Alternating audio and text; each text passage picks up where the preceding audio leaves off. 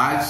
একজন তৃণমূল বিধায়ক school of tropical মেডিসিনের গিয়ে তিনি রোগী দেখানোকে কেন্দ্র করে সেখানকার বিভাগীয় প্রধানকে যেভাবে তিনি ভৎসনা করলেন, গালিগালাজ করলেন এবং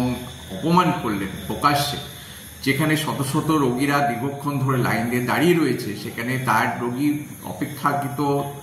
তার কোনো সিরিয়াস কিছু ছিল না আমরা যতদূর জেনেছি, তাকে আগে দেখে দিতে হবে বলে যে দাবি তুলেন এবং ডাক্তার ব্যস্ত থাকার জন্য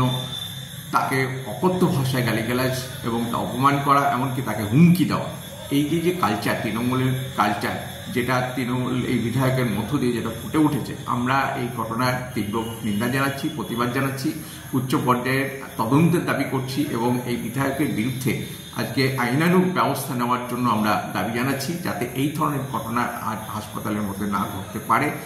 তার জন্য যথোপযুক্ত ব্যবস্থা নেওয়ার জন্য কর্তৃপক্ষের কাছে আমরা দাবি জানাচ্ছি।